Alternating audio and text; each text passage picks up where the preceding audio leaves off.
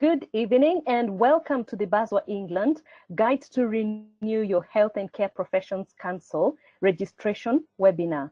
The webinar aims to provide information to assist social workers who are in the process of renewing their registration with the HCPC, and also provide information for those who will be selected for an audit and will be required to provide evidence of their continuous professional development, that is the CPD, over the last 2 years. The session will be fully interactive and participants will have the opportunity to ask questions to the panelists after their introductions.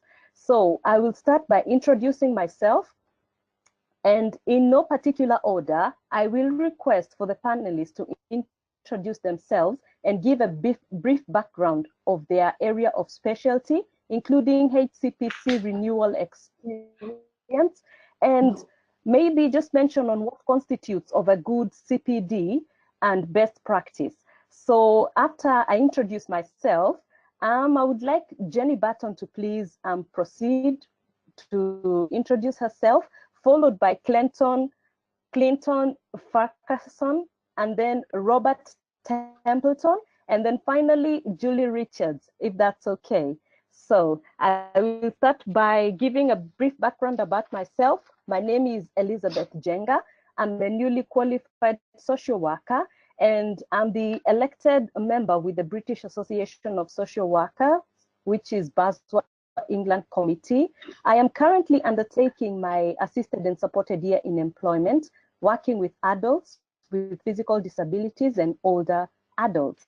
I registered with the HCPC last year, shortly after I qualified, and I did receive a notification of my registration, that my registration was due for renewal this year.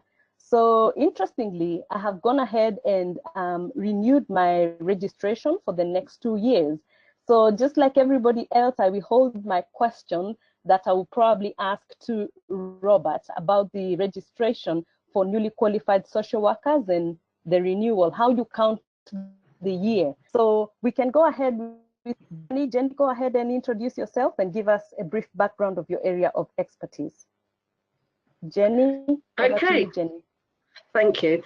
Hello, I'm Jenny Burton, and until very recently I was a full-time senior lecturer and course lead for Buckinghamshire New University. I'm now an independent consultant and researcher, and I've got a lot more time now to work with BASWA, which is great. So I'm on the BASWA England committee, and a couple of areas of work I'm really interested in is the professional capability framework, which I think is really the backbone for social work education and the career framework, and also the practice educator training. So those are two areas I'm really interested in. I've actually never been asked to complete a CPD profile, but I think, my view is that, whether we are asked to or not, it's extremely important for all social work professionals to keep our CPD up to date.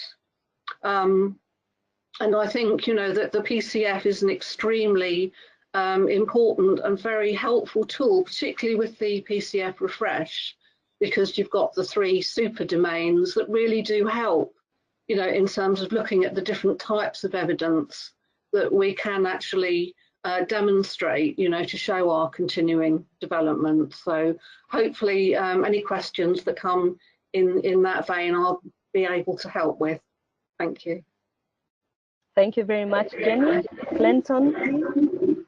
My name's Clinton Ferguson, and I'm a person who uses health and social care, and I do my best to try and support BASWA from the perspective of how people who use health and social care services, but I also am the chair of Think Local at Personal, that looks at personalisation and what type of behaviours that that might entail. But we talk about personalisation as a life, not a service.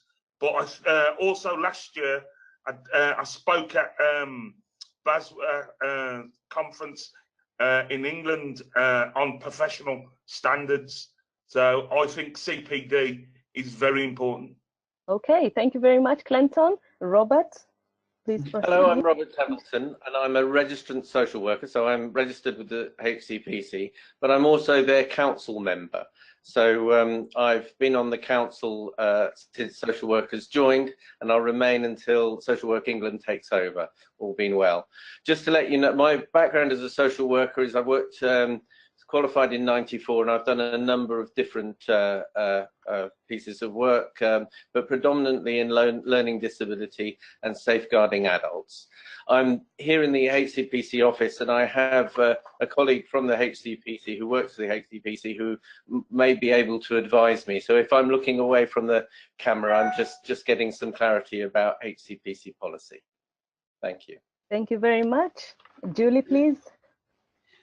Good evening, I'm Julie Richards, and I'm a qualified social worker working with children and families since 1993. I've worked across all service areas and worked for the same authority for 22 years. So I have broad experiences within that authority, but decided to make the move and become an independent social worker in 2015. And since then, I've worked in other areas of social work practice outside of local authority. But I am now currently back working within the local authority within a care management team and have responsibility for case management of child protection cases. All right. Thank you very much, Julie. Would you like maybe to share your experience on your renewing? You were shortlisted for audit. Yeah, if you'd like to share that experience, please. So I renewed my HCPC membership in 2016 and then received a letter to say you've been selected for audit. Went into a bit of a panic mode once you open that, you know, you've got that correspondence in front of you and it makes it very real. You know it's a possibility, but you don't necessarily expect it to land on your doorstep. So I'll be happy to answer any questions around my experiences and how that links to practice. All right. Thank you very much, Julie. Thank you for all the introductions. We will proceed on to take questions from all the from the audience, please. Maybe we can discuss a question that was raised earlier, and the person was asking that they've been asked to produce their CPD and they've not been in practice. So they were wondering how they can present a reflective account to show their learning and how they've developed over the last 2 years. So I will request if Jenny can please help on explaining how the individual can go about presenting their CPD, please. Well, I mean, I think sort of thinking about different types of evidence, you know, which can be used for CPD, you know, the versatility is very important. And so I think that reflecting on whatever experiences you've had, even if you haven't been working for some time, you've been perhaps doing some self-directed learning, maybe attending courses, doing some reading, etc. And those are all really, really valuable forms of obviously continuing professional development. But by linking that up, you can do that by, you know, sort of reflecting on that, why it was important. And again, going back to the professional capabilities, you know, you can look across those and they are designed, aren't they, to be very, very holistic. So, you know, you can be looking at, you know, what values are important to you as a social worker, you know, sort of what professional skills you've contributed, you know, so I think that it's very important to look outside the course or you know, the reading, etc., and see how it actually joins up and how it links with the values of social work and the professional capabilities. I hope that's helpful. Yes, thank you very much, Jenny. I will go ahead and ask a question to Robert. Like for me, as a newly qualified social worker, I registered in August last year. So how do you calculate the year? Is it the year end to December, so that like that half was counted as 1 year, and then this year until December will be counted as the next year? because I've had to renew my registration. If you can shed some light on that, please, Robert. If you've done so, my colleague has advised me that if you've done less than 2 years, you won't be selected for CPD. You'll do that on the second group. So in your case, I guess that's most likely to be done over the new system of Social Work England. So if you've been registered with HCPC for less than 2 years as a newly qualified worker, you're unlikely to be selected for a CPD audit. However, it's an absolute must for all social workers who are registered to ensure that you do CPD. It's not just the audit process, it's just making sure you keep up to date within your scope of practice through a variety of CPD activities. All right, thank you very much, Rob. Any more questions from the audience? I seem to be picking up any more questions. So I don't know if anybody, any of the panelists can maybe just go on to share something about the renewing process, please. Oh, there's a question that has come through. Thank you very much, Julie. I've got a question that has come through, so I'll just read it out. And the question is, I graduated from the university and qualified as a social worker since 2014, and I have never practiced as a social worker since graduating. I currently work as a support worker in a mental health scheme. Please, how can I continue to remain on the HCPC register? I don't know if maybe Robert, you'd be happy to give it a go, or maybe Jenny Barton, how they can link their CPD. So we'll start with you, Robert, please. Okay, yes, there's a variety of CPD elements. So you need to look at what scope of practice you're going to be doing within. So he's working as a support worker, but he's still interested in remaining as a social worker, but his job doesn't require him to use that title, as I understand it. Yes. And so he may not be able to do some of the formal educational pieces, but that does count as CPD. But I think the most important thing is to make sure that he keeps within the scope of his practice. And what I mean by scope of practice, the area that he's interested in working as a social worker, and making sure that that relates to the work that he currently does, and then looking at making sure that he keeps him up to date through various activities. So that could be web-based learning, reading case studies, reading things like the Professional Social Work magazine, and just reflecting on how that relates to his practice and how it's changing the way he works as a support worker. He may also want to look at being more involved in the activities that BASWA has as well, to make sure that you're keeping up to date. And I think, so I don't steal Jenny's thunder, I think Jenny could perhaps talk about the PCF and how he could perhaps relate that to his work and where he wants to go in the future. Well, I was just going to add that, you know, it does actually say that if someone is going to be moving from their current role to a different role, that it's fine to actually focus on, you know, the prospective or the future role in terms of the evidence that you're going to be gathering for your CPD. And I think actually, if looking at the professional capabilities, the one that really stands out, I guess, is the one around contexts and organisations, because you know, that's not just looking at as your role as it is now, but it's looking at how that joins up not only with other sort of social workers, but also sort of the wider spectrum of professionals, service users and carers that are in, you know, that the individual needs to work with very closely. So I think that's the one that really stands out. Thank you very much, Jenny. Hello? Yes? Go ahead, Robert. Hello. Yeah. Just one thing that I think is important, that you do need to make sure that you're interested in being a social worker and you're doing a social work or social work related role that could get you to be there. If you for a long time doing something completely different, you really need to make the decision whether or not you should be on the register, because it will get very difficult to keep yourself up to date and being able to practice.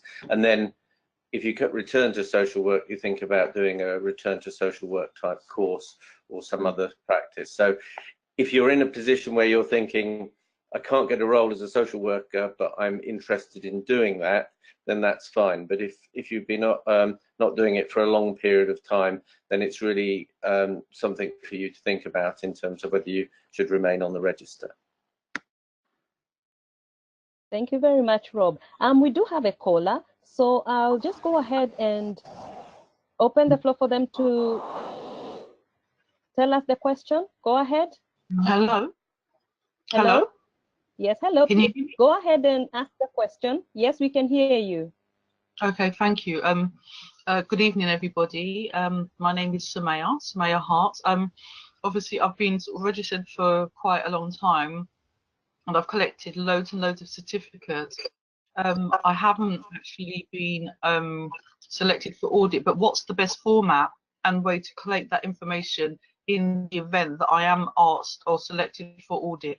Thank you very much for the question. I don't know if any one of the panelists would like to take that, because I tend to maybe direct the question to Jenny, because again, it will involve linking your learning to the PCF domains. So maybe Jenny, you can start. Well, I mean, I think what I would say is that it's very much personal for the individual in terms of how meaningful it is, different ways that you can gather evidence, whether it's through a folder, a electronic file, a diary, whatever it is that actually works for you. And I think it's very important that it's not just about quantity, it's about the quality of, and making sure that you have a range of different sources of evidence. So you mentioned certificates, which is brilliant, because that's sort of about educational development. So that's really, really important. But it's also about looking at other aspects, so sort of thinking about different ways that you've perhaps developed your own professionalism, any work-based learning, sort of perhaps any courses. So it's spanning across the range as much as you can. But as I said before, it's about quality and making it meaningful for you. Thank you very much. Does that answer your question? Hello, Sumai, are you still on the line? Does that answer your question? Or Robert, go ahead if you have something to add, Okay, please. I think Robert? Julie might have something to say, as she's been through this experience as well. But I was just going to say, yes, I agree with Jenny. It is something up to you to keep your own, the way you keep your record is what suits you. But I think what HCPC are looking for is the reflection. What have you learned from that experience as well? On the HCPC website, there is some examples of the CPD audit, and there's also this very good booklet that I shall hold up here, which tells you, really guides you through the process and what you should be looking at. And I would, even if you're not selected for audit, it's very important that you just look at it and think, am I doing the right thing? Because when you do renew, you tick a box that says that you are doing CPD activities and keeping a record of those activities. Thank you. Thank you very much for your responses. It's really helpful, and I feel that I'm a little bit more prepared, and I probably would go about it by doing the folder and collating the notes that I take at the various training events, because it's a bit more meaningful as opposed to just sort of like loads and loads of certificates. So thank you very much for that. You're welcome. Yes, Julie?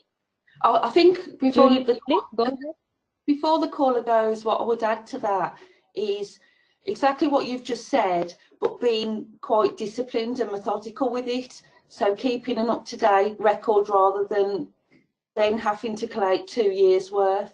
So I think it's just from my own personal experience, I wish I had been more organised, so that it didn't become it seemed like an enormous task to do when you have a limited time to submit it.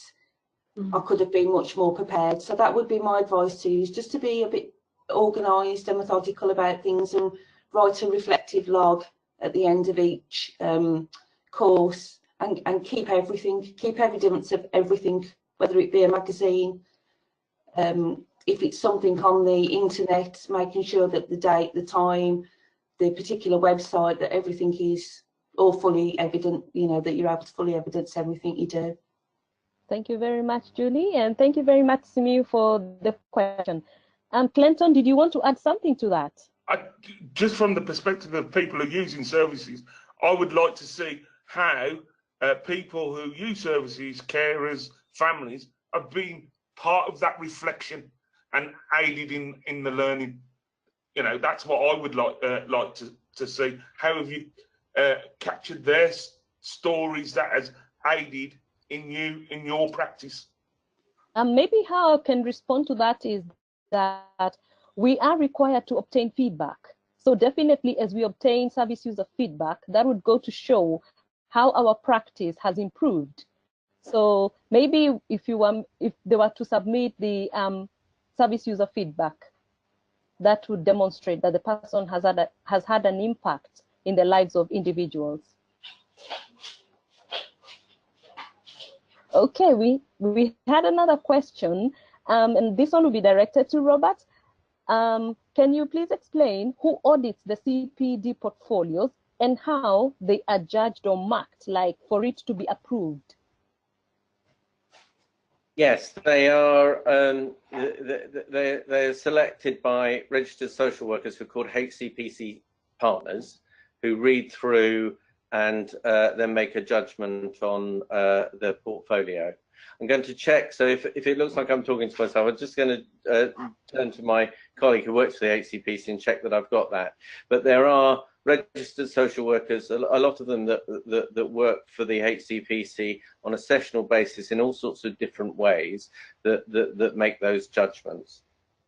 So my colleague is saying, yes, I've got that question bang on. So that's how it works. And if yes, and that so the administrative side of HCPC will make the selections, and then we will then make those. The partners will then make those judgments and mark those judgments. And if there are some things that aren't quite right, then they'll go back to the registrant and say, these are the areas you'd like to expand on, etc. So that's how the system works.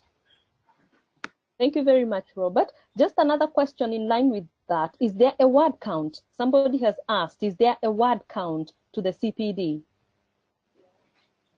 A word count? Like, has it got to be 1,000 words, 500 words? How long should it be?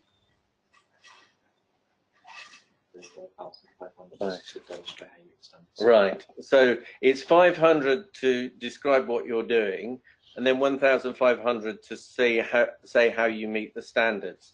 I'm just going to hold this book up again, because this explains everything that you need to do in terms of what you need to do, and also on the website. And I think, although I haven't checked beforehand, on BASWA's website, there's examples of CPD portfolios that you can look at, so you get an idea of what they look like as well.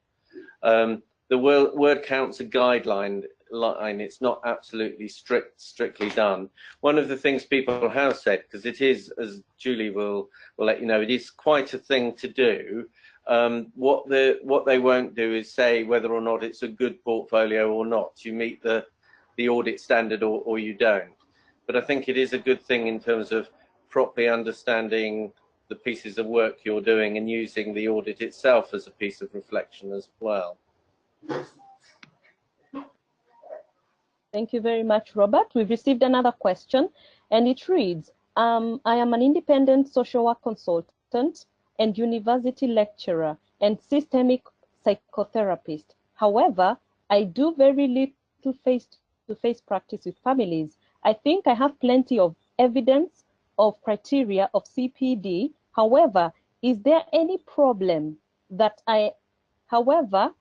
is there any problem that I am not regularly seeing family I don't get that. I think they would like to find out, is there a problem that they're not really meeting with the service users face to face? So maybe Julie, if you would want to respond to that. Julie? I think again it's looking Hello? at how. Hello?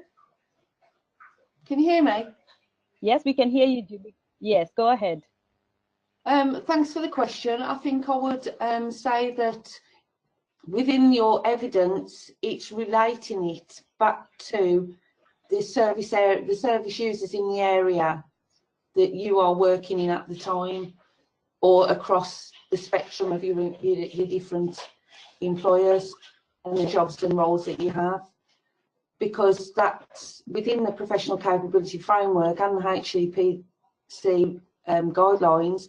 Ultimately, it's about making a difference to those service users, and whichever area of practice you're currently in, if you're limited in direct work, you are still having an impact somewhere along the line.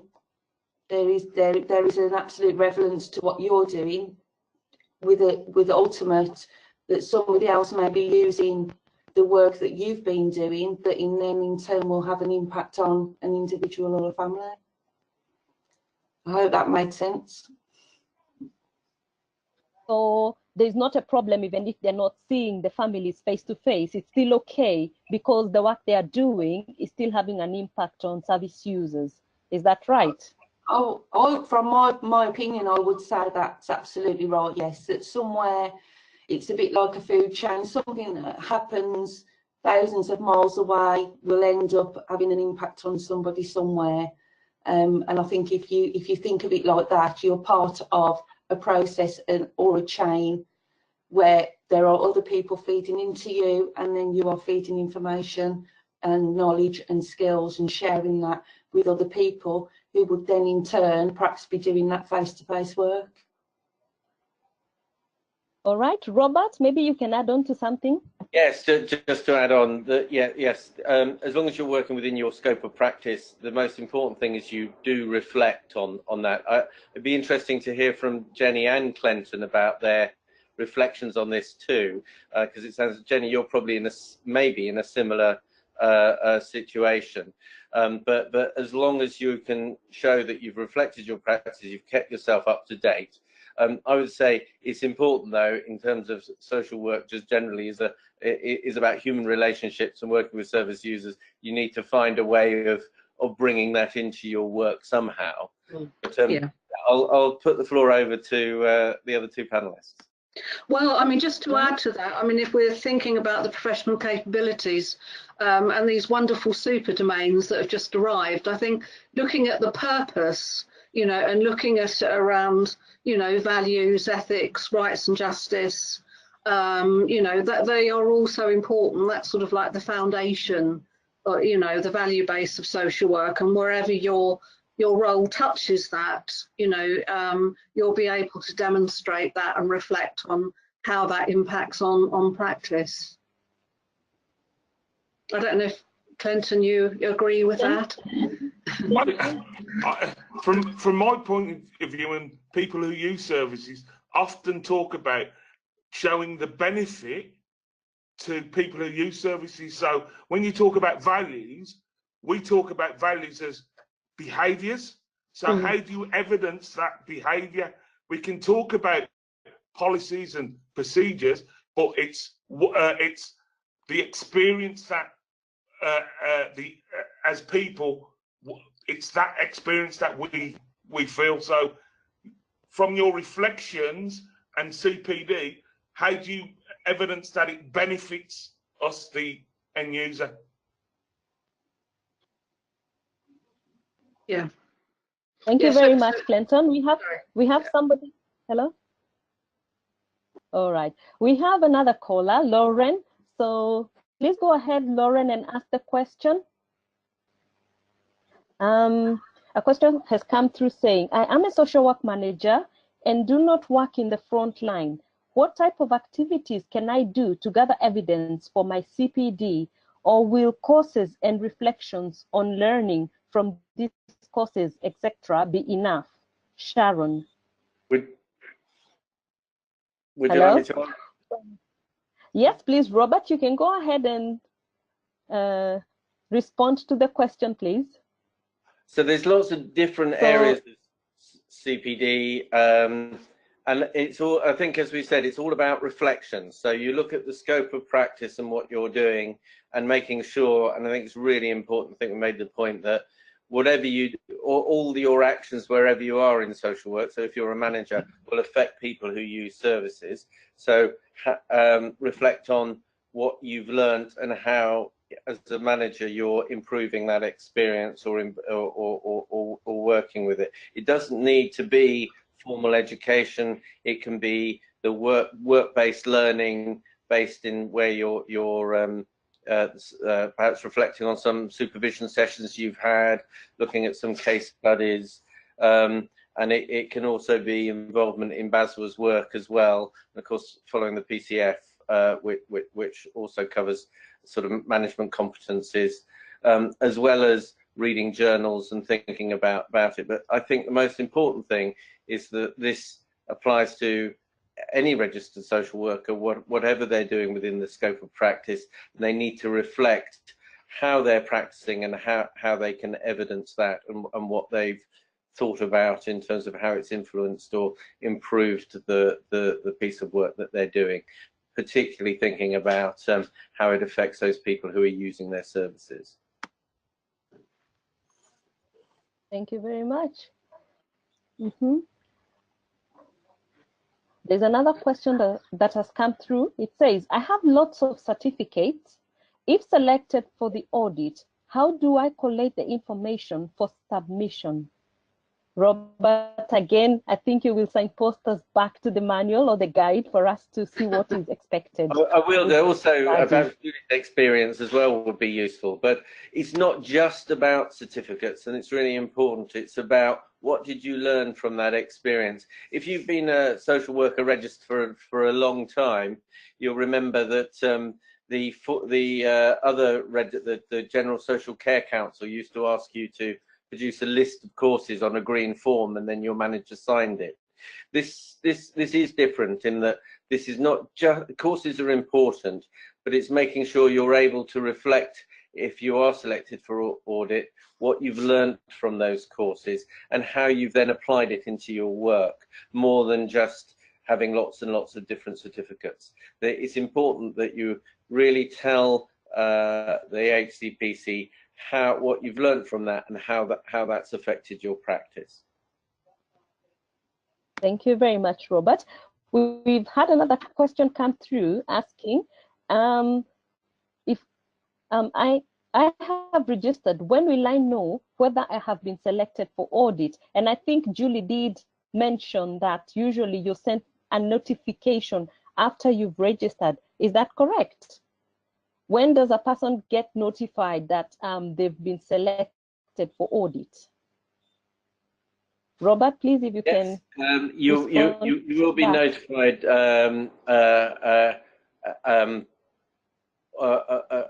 about this time when it comes up for re-registering, and you'll get a letter in the post. If you have received a letter that has HCPC written on it, don't ignore it. Whatever you do, make sure you respond now. So there will be people who have had letters already. If you see a letter with HCPC, it will either be one that says time to re-register, which is really important, or it might well say you've been selected for audit. Whatever you do, make sure you read that letter and act on it. Last time we did this, I was speaking to a colleague of mine, and she said, "Oh, I've got a letter from HCPC. I haven't opened it yet." And when she got home, she opened it and said, "Oh my goodness!" And what she'd done is just cut down the amount of time she was able to prepare for the audit. So it's really important that if you've got that letter, and you should have received it by now, then you must make sure that you act on it. Okay, just to clarify, is it stated with the reminder letter saying that you need to renew your registration? Is that when it's identified that you've been selected for audit, Or is it after you've gone online and you've already renewed your registration, then you receive a notification to say you've been selected for audit? Sorry, Robert, if you don't It's mind okay. to just clarify. My colleague, who's the expert, has got just left the room for a moment. So I'm going to say things, and then I'll ask him when he comes back in and pop back. But yes, you would have received. Okay, thank you, because it was not quite okay. It was not clear. It is not. So you will have received, if you're being selected, you will have already received the letter, and it will have been separate, as far as I understand it, to the one that says renew. Because even if you haven't renewed, you could still be asked to do a retrospective audit, because it's about what's happened in the past. So what we're saying is, you'll have received the letter by now. If you've got the letter, make sure you respond to it as quickly as possible. All right, thank you very much. Okay, I think we do have another caller. We're ready to take their question, please. Is it Laura? Is Laura available? Hello?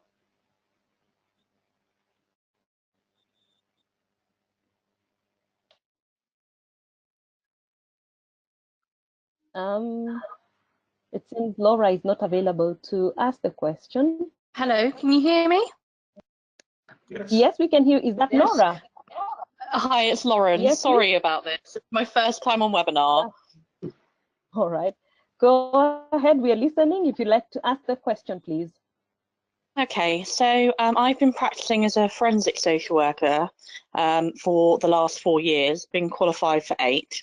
And my personal circumstances have been quite challenging over the last 3 years. I had a premature baby and I was off work for 20 months. And then when I returned to work, about a year later, he was diagnosed with cancer. And I've just had difficulties with doing CBT exercises because I've been in and out of work, although generally speaking, I've only had 4 months off in the whole 2-year period.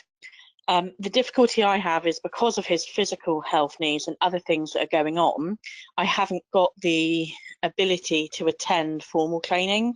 I have specific days I work, so it makes it quite difficult for me to be flexible with that.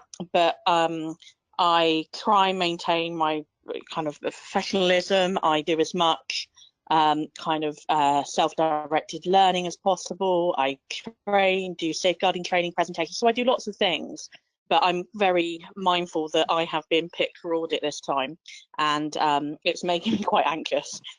So I wanted to ask, how do I demonstrate my learning from my own personal experience of having to care for my son, the process we've been through, and kind of how that transfers into going within my audit profile? And the second question was the reason for my lack of opportunity to do formal training. Will this be taken into consideration when I submit my profile? Thank you very much for your question, Lauren, and sorry to hear about your son. So I will direct the first part of the question to Jenny Barton, please, because you may probably offer some ideas on how she can evidence her learning against the PCF. And then Lauren, please, if you don't mind to repeat the second part of your question. Shall I just answer? Hello, the first? Lauren? All right, go ahead, answer the first question then. Okay, well, I mean, I think, you know, the first thing to say is that HCPC are very, very understanding about, you know, individual personal circumstances. And I think that, you know, a flexible way of demonstrating, you know, your CPD is absolutely fine. And it is about looking across. It's not just about formal courses and education at all. It's about, you know, all that rich experience that you've had and all the difficult experience you've had, and how you can actually reflect on them and bring them in to show, you know, your continuing development and, you know, all the learning that you have gained. So as you said, it's about self-directed learning. It's about journals. It's even watching documentaries. It's sort of any presentations that you've done, as you said. It's about reflection on the learning that you have done, whether it's personal or professional. It could be about any voluntary work. You know, it can be as diverse and different as every individual's experiences are. So, you know, I would, you know, I'm just trying to reassure you that I think that you've got a wealth of knowledge and experience there, and you don't have to worry about, you know, it not being formal courses, because I think what they're looking for is, you know, looking across different categories of evidence, and you've certainly got that, you know, to demonstrate. And I think, you know, as Liz said, the professional capability framework is really, really helpful because it helps you to navigate through that. And if you look at the 9 different domains, you can actually pull in things, you know, whether it is about different legislation and how that's changed, you know, sort of looking at sort of ethical dilemmas and values. You know, it's all there really, working with different professionals perhaps, and then you can sort of tune it into your own experience and make it relevant that way. I hope that's helpful. That's the first part of the question, I think. Hello, is Lauren still on the line? Hello? Hi there, yes I am, hi. Yes, please, if you don't mind to repeat the second part of your question. The second part was kind of answered already about how HCPC will consider the fact that I haven't done a great deal of formal training, bearing in mind it was kind of out of my control. I just wanted some reassurance that that would be taken into consideration and not it wouldn't look bad on me. Okay, Robert, if you'd like to add something to that. I think a couple of things, Lauren. I think you may have already deferred, but just for folk who may be in a similar situation, you are able to defer if your personal circumstances are in a particular way, but that does mean that they will ask you for CPD later on. But to assure you, yes, it's not just formal training. And you may well have seen this booklet, but in the appendix of this booklet, it shows you all the different types of activity, and certainly a lot of it is about personal reflection and being able to relate to your experience, to how that's changed in your practice. The other thing I think is really important is if there are any areas that you're finding tricky, then do contact HCPC. And they'll be able to guide you through that process. But I think that, yeah, please be assured that I think the work that you're already doing and the experience and the really tough times you've had are all part of an area that you could perhaps put into, well, this is what I've learned from this experience, and blend those two areas. And I know HCPC and colleagues are here will be sensitive to that. Thank you so much. Thank you very much.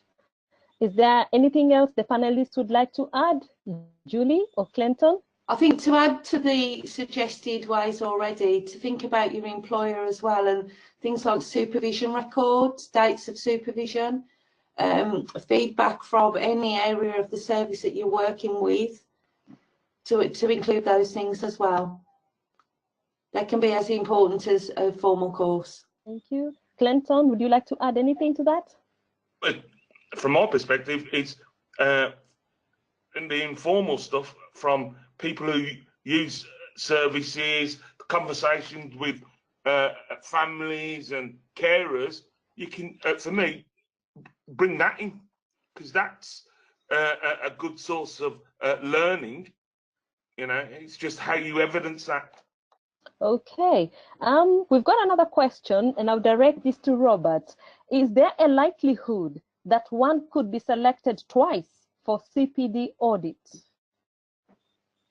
There is. It's a completely random process, and I think it's 2%. I'll just check with my 2.5% of the registrants are randomly selected, and so there is a possibility that you will be selected twice, and we do know folk who have been.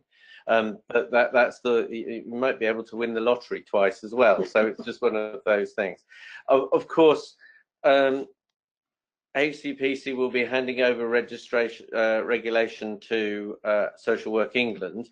We're not totally sure, and they're still working out what their CPD requirements will be, but there will be a different system. So it's unlikely that any social workers will be selected again from HCPC, but they may be from a different, you may find that there's a different system with Social Work England that means that even though you've done your CPD now, you might be asked to do something else. But of course, this isn't that being part of an audit is just checking that you're doing something that you should be doing, which is keeping yourself up to date, making sure you have reflective practice, making sure that you're learning all the time. You're not just going back to where you qualified, because I qualified in 1994, and social work is a very different place from there, and it's a requirement to make sure you keep up to date and you understand new ways of working, and you keep yourself within your scope of practice, whether you're selected for audit or not.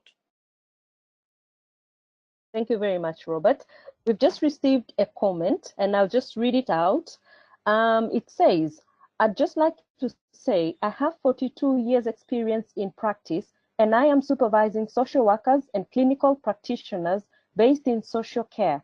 So your answers have given me confidence that I am indeed contributing to the meaningful outcomes for service users. So that's a good comment. Thank you very much. They didn't leave their name, but thank you very much for that comment.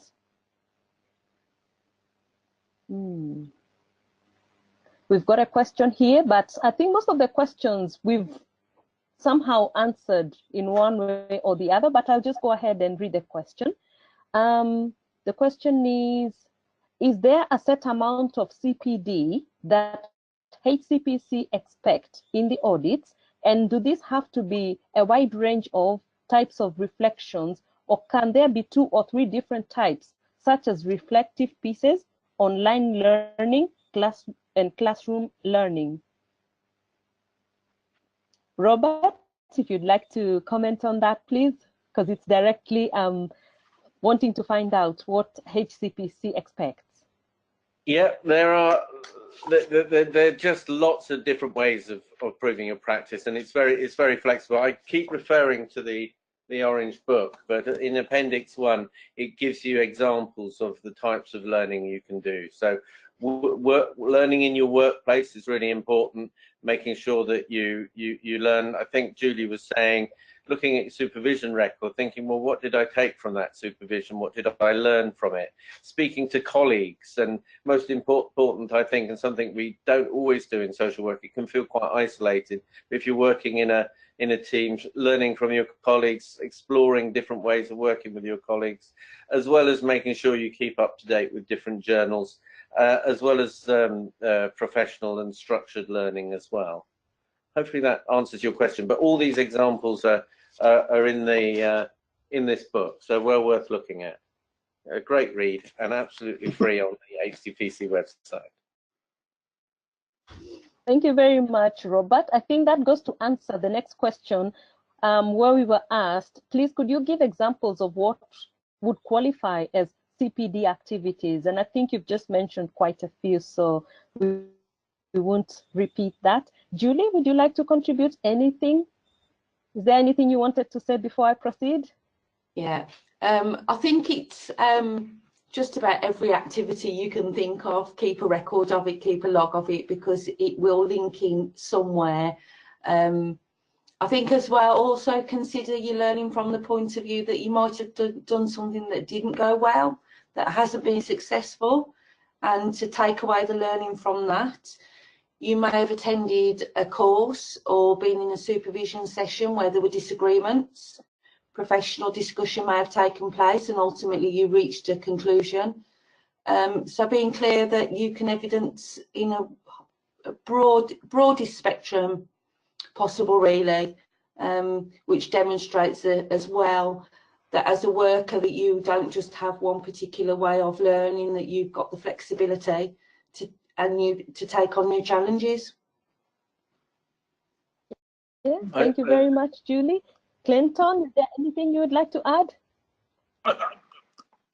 Around challenges, especially around how you've used your conversations and interactions with people who use services, and they might have challenged, it might have been a challenging conversation. How have you used that in your reflected learning? Thank you very much. Robert, you wanted to add something, Robert? Yeah, Go ahead. Just going to add, it's also important in terms of different examples. There's no weighting, you know, there's no sort of certain activity that's more important than the other or gives you more points. It's all about what you've learned and how you're changing your practice.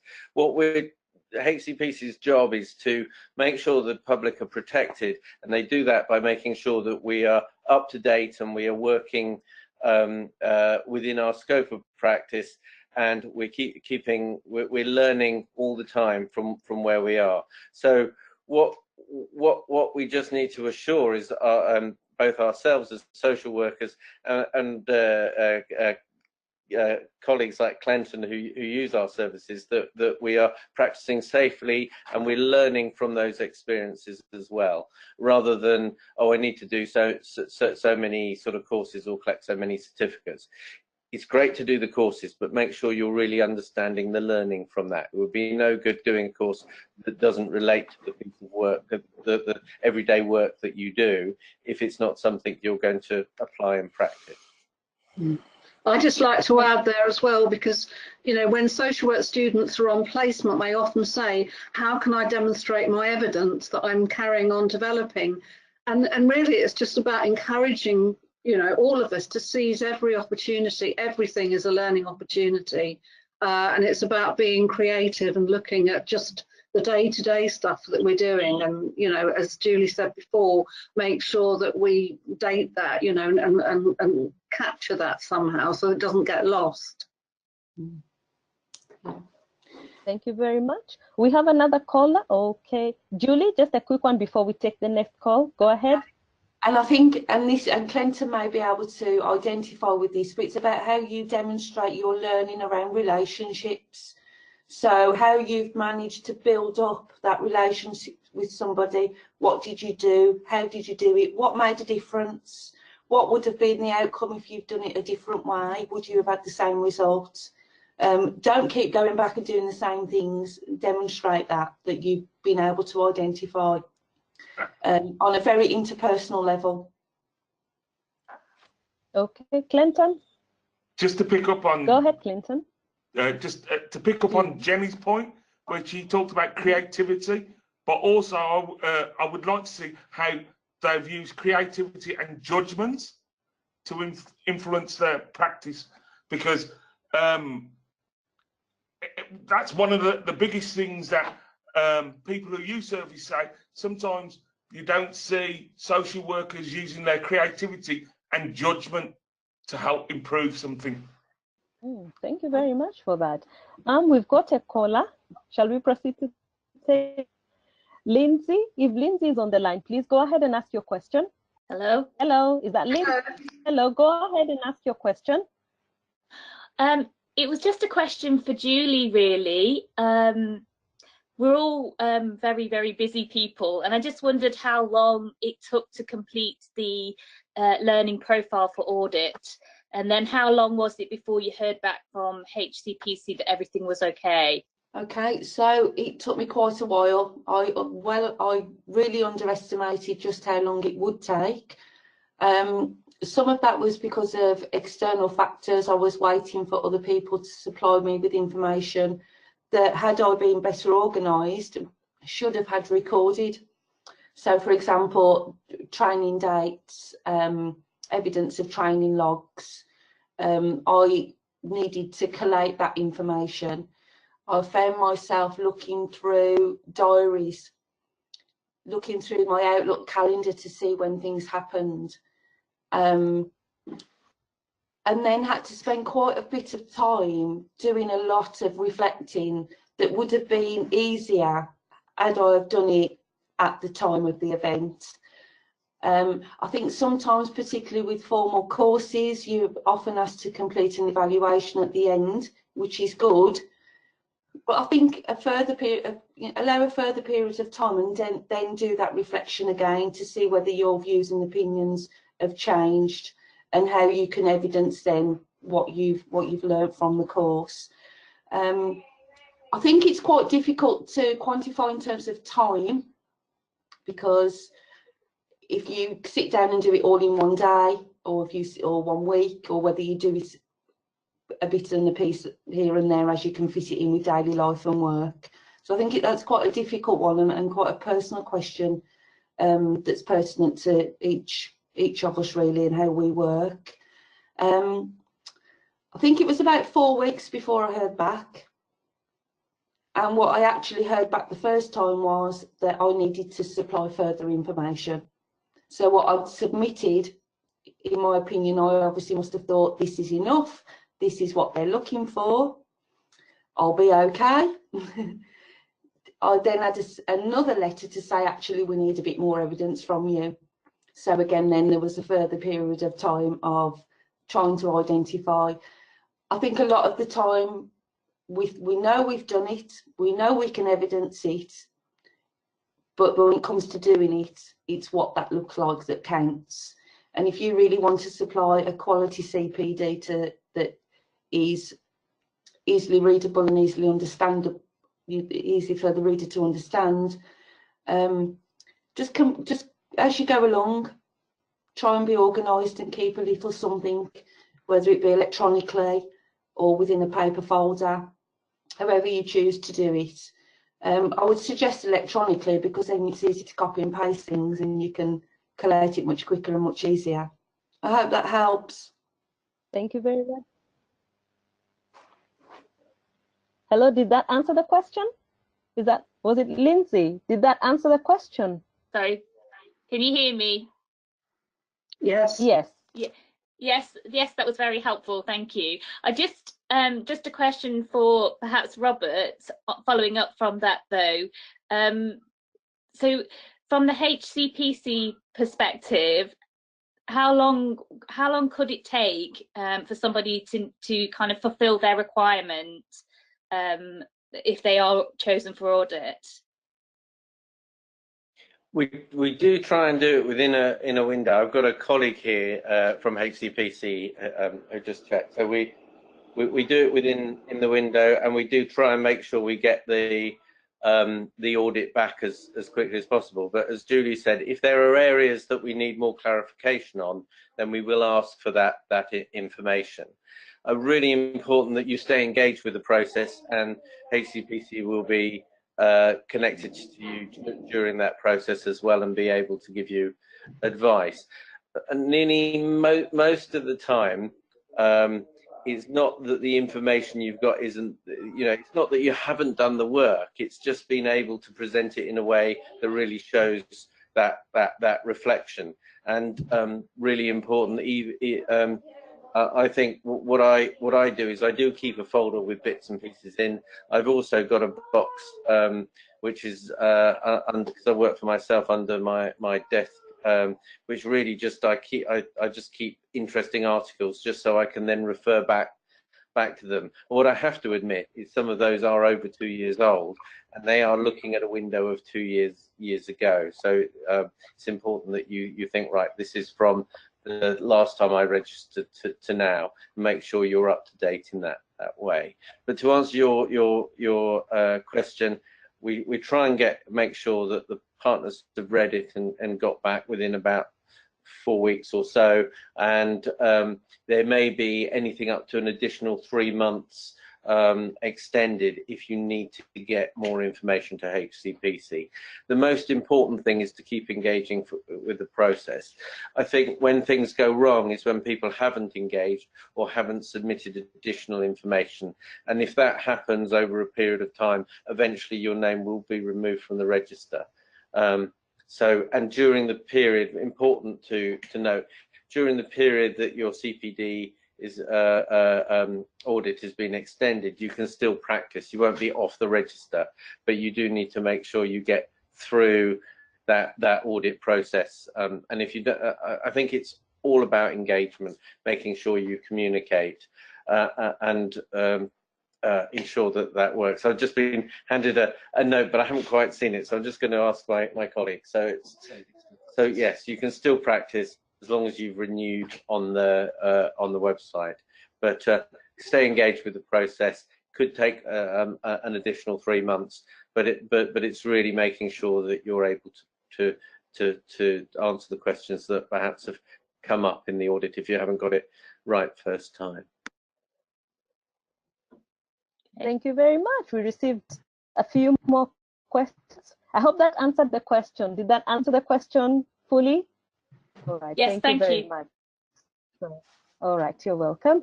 We've got another question that has come through, so I'll just read it so that everybody gets to probably understand what the question is. Hello, I'm a manager of a multidisciplinary team in a hospice, that is the voluntary sector. The team includes 2 social workers. I am a social worker by background, but have not undertaken any direct client work for many years. I am the safeguarding lead for the hospice. Have no intention of returning to face-to-face social work in the future. I am considering letting my registration lapse. What would be the consequences? Any, thanks. So I didn't quite get that, but I would have questions how they're practicing in the front line as a safeguarding lead so far, but I'll take the views of the other panelists if they can comment on that. So at the moment, they're considering letting their registration to lapse. Robert, I don't want to add too much, but what is your take on that? Well, just two important things to think about. For social work, social work is a protected title in law. That's why you register and keep to the standards. Because if I say to Clinton, hello, I'm a social worker, that he will know that I'm registered, I'm keeping to the standards, not only standards of practice, but also standards of behavior and standards that you can expect. And that gives an assurance that protects the public and people know who you are. If you aren't on the register, then you are not able to say that you're a social worker. You will not be able to use that title. You might have qualified in the past, but you can't use that title, and you'd be breaking the law to say, I'm a social worker. So it's something you really need to think about. I at the moment do a portfolio of work in safeguarding, but think it's important to be a registered professional, and I keep myself updated and meeting those standards. So from my personal point of view, of course, as a person, as somebody who's working in a particular area, it's up to you. But I would say that safeguarding and working with other social workers, it's really important that you need to make sure that you keep yourself up to date, and being a registered social worker gives you a framework to be able to do that. There's also, if you're a children's social worker, there's also a piece of children's legislation where certain assessments and activities, you have to be a social worker to do that. So that's not only just protection of the title, it's protection of function as well. So it's really important that you maintain your registration, and you don't do anything that's seen as a social work function or is a social work function in law when you're not registered, because you'll be breaking the law. Thank you very much, Robert. Is there anybody else who would like to contribute to that? I think I was just going to add that, you know, as a safeguarding lead or officer, it's obviously very important to be, you know, able to collaborate with other professionals and know how social work interacts across different professions, you know, to keep up to date with legislation, etc. So, you know, I would think that it would be vital, you know, to make sure that you do keep, you know, your registration going, you know, to be able to do full justice to the role. Yes, Thank you very much, Jenny. Sorry, Liz. I really feel, as Denny said, that by the sounds of things, you are fulfilling a social work function, and I would really encourage him to stay on the register, stay up to date. We've got another question here, and the question is, what are the requirements for renewal? I was registered this year in June, and I haven't practiced in the UK. Robert, would you like to respond to that, please? They just registered in June this year, and they haven't practiced in the UK. So what are the requirements for renewal? Well, the requirements are the same as any other social worker. You tick a box saying that you've kept yourself up to date, and if you're not practicing in the UK, I'm assuming that the person's practiced in whichever area that or area of the world that they've been working, and if they haven't, then they need to make sure that they've kept themselves up to date with UK practice as well. So the experience you may have had in another country, you need to say, well, what did I learn from that, and how would I then relate that to my practice in a context in England? So you might, and it's interesting because unlike some other health professions or social care professions, the registration for HCPC applies only to England. So you might be working in Scotland or Northern Ireland or Wales. You need to think, how have I applied my my practice, and how does that relate to an English context or social work in England? So as long as you've done that and you've kept yourself up to date, and if you're selected for audit, you'll be able to answer those questions and you're okay. If you're not practicing at all as a social worker for a long period of time, you really need to think, should I be on the register? Because if you can't answer the questions when you tick the box to reapply, then you could have problems, and then you'd be operating outside your sort of skills and won't be practicing safely. Okay, maybe as a follow-on question to you, Robert, if they registered this year in June, have they been sent for a renewal letter to renew again at this time? Maybe you can help us to understand the renewal. Do we have a window until end of November? Yes. Even if they registered the first time in June, they have to renew their registration again now? Yes, they do. So if you even if you've registered first, how HCPC works, unlike the old system, for those who remember it, your renewal was personal to you, in that you would renew when on the anniversary of when you first registered. HCPC does it differently. So all the social workers register will be required to re-register at certain times, so every 2 years. And that will always happen at a certain time. Because of the way HCPC works, it's a multi-professional regulator.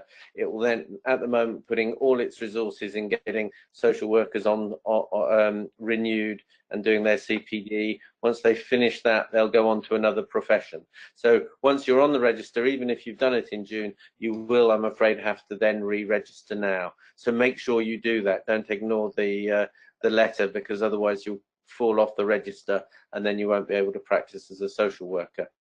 As I said, and we've said a lot this evening, or I've said a lot this evening, probably too much, colleagues,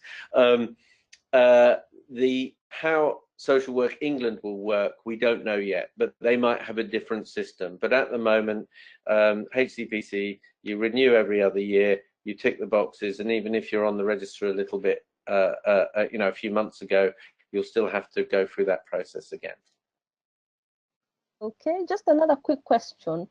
What are the requirements for remaining on the HCPC register for non-practicing social workers?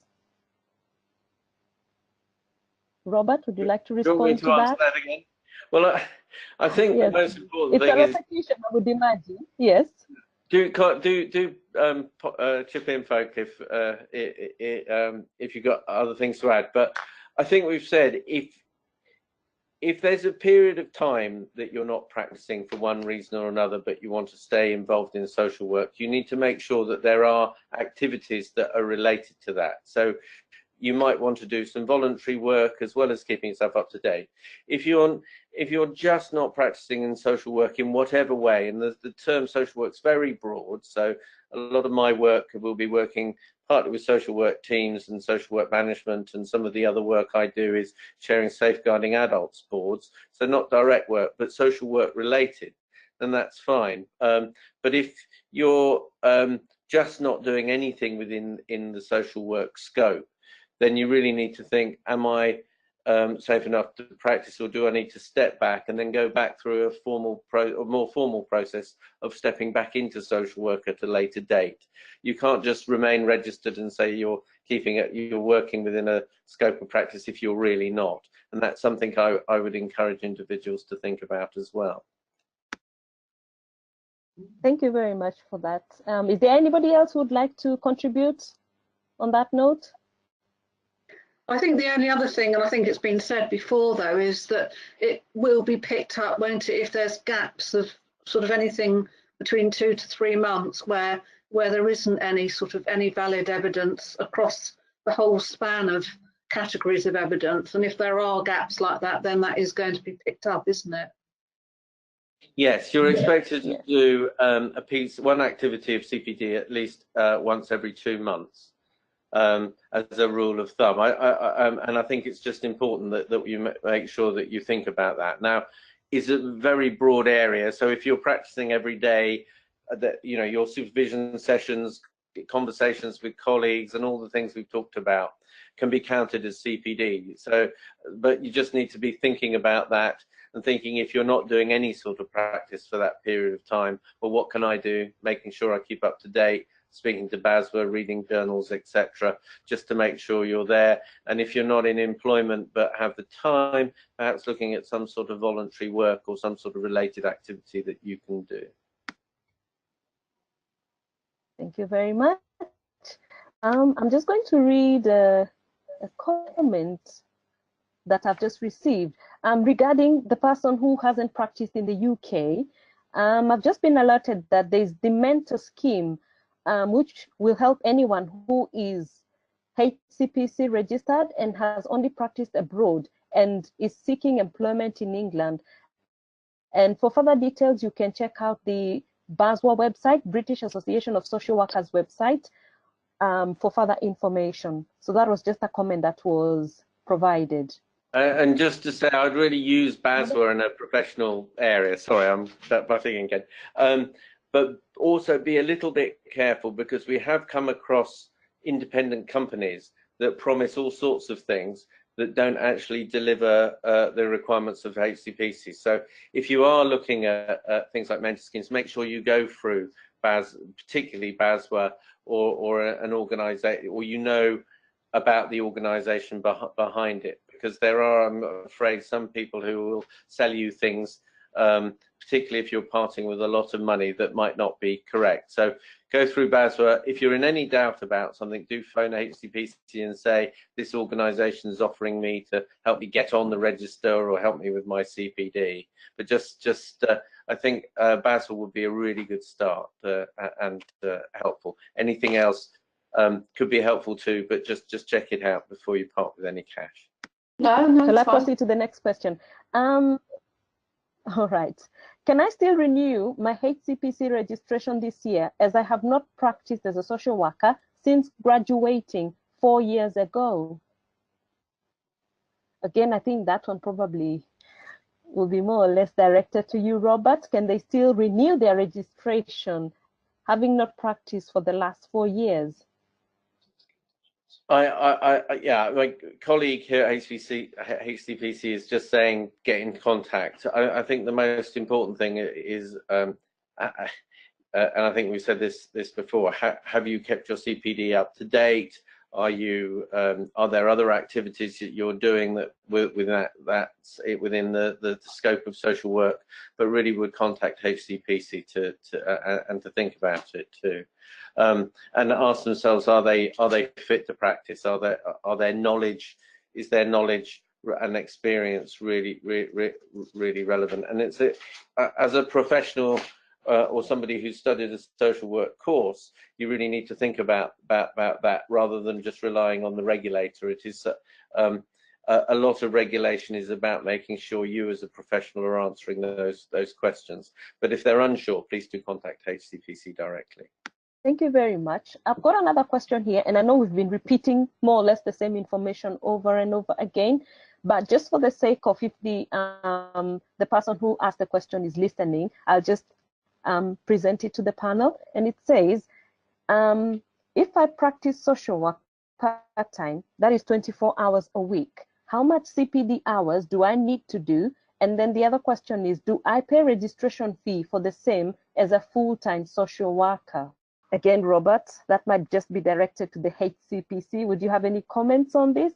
Somebody's working part-time. Yeah, you pay the same fee, I'm afraid. The fee's the same no matter how much you practice. And again, the rule of thumb is at least one CPD activity every 2 months. But I think you've got to keep yourself up to date. Even if you're only working a few hours a week, you need to be able to practice safely. You need to understand your scope of practice.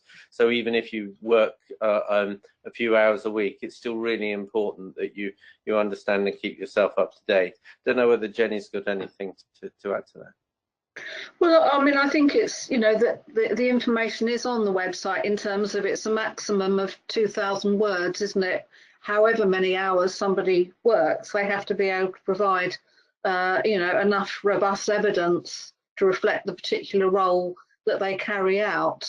So yes, I mean, I haven't really got anything else to add. I think the other thing that is important as well is not just the quantity, the quality, but also about how easy it is to navigate through the information that's provided on the profile. I think that's something else that it's important to take the time to make sure that each of the different sections of the profile, the audit, are completed accurately as well. I mean, that doesn't really link particularly to whether you're full-time or part-time, but I think whatever your role is, it's about sort of making sure that you take the time in advance to set it out correctly. Thank you very much, Jenny. Due to time, I'll just ask maybe the panelists to maybe just contribute or just add something from what we've been discussing as we summarize, because we need to conclude in the next few minutes. So, Clinton, is there anything you would like to share before we finish? For me, with registration and CPD, from the perspective of people using services, what I would want to hear is to tell me how you use the values in practice, from intention to action. So how do you evidence that we talk about the values of social justice, we talk about willing to help, we talk about respect for humanity, we talk about kindness, we talk about integrity.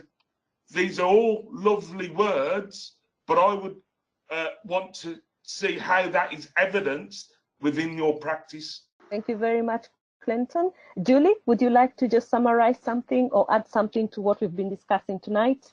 Yeah, I think try not to focus too much on completing formal courses and getting certificates.